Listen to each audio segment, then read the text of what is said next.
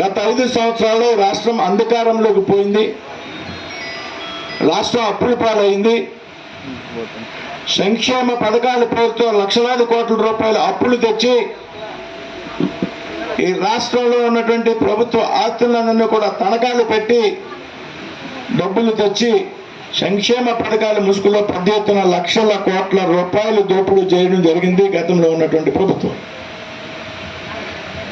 ఇవాళ అధికారంలోకి వచ్చినటువంటి ప్రభుత్వాలు ప్రజల యొక్క సంక్షేమమే ధ్యేయంగా, అభివృద్ధి ధ్యేయంగా పనిచేస్తున్నాయనేటువంటి విషయంలో ఏమాత్రం కూడా అనుమానం లేదు.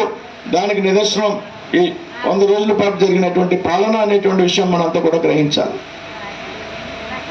ఇన్నాళ్ళు అధికారంలో ఉన్నటువంటి ప్రభుత్వం ప్రజలను మభ్యపెట్టింది. రాష్ట్రంలో ఉన్నటువంటి ప్రభుత్వమే కాకుండా పాపం ఈ ఆచంట సాంబ అసెంబ్లీలో ప్రత్యేకమైనటువంటి పరిస్థితి ఉన్నది.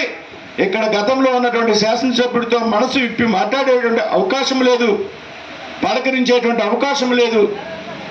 ఇప్పుడు పితాని సత్యనారాయణ గారు ప్రజల సమస్యలు అన్ని గ్రామాల్లో, ఆ గ్రామాల్లో ఉన్నటువంటి రోడ్లతో సహా తెలిసినటువంటి వ్యక్తి. గతంలో అభివృద్ధి చేసి చూపెట్టారనేటువంటి విషయం మనందరికీ కూడా తెలుసు. రోడ్లు వెడల్పు చేయడం ఆచంట అసెంబ్లీలో, సిమెంట్ రోడ్లు వేయడం ఆచంట అసెంబ్లీలో, ప్రజలతో మమేకమై కలిసి పనిచేయడం, పైకి కఠినంగా మాట్లాడినట్టు కనిపించినా పని చేసేటువంటి విషయంలో, అభివృద్ధి విషయంలో ఏమాత్రం కూడా రాజీ పడినటువంటి వ్యక్తి గౌరవ శాసనసభ్యులు పితాని సత్యనారాయణ గారు అనేటువంటి విషయం మనంతా కూడా అంగీకరించాం.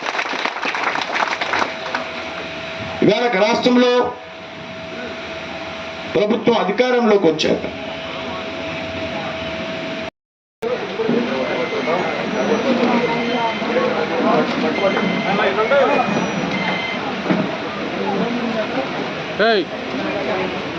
భాస్కర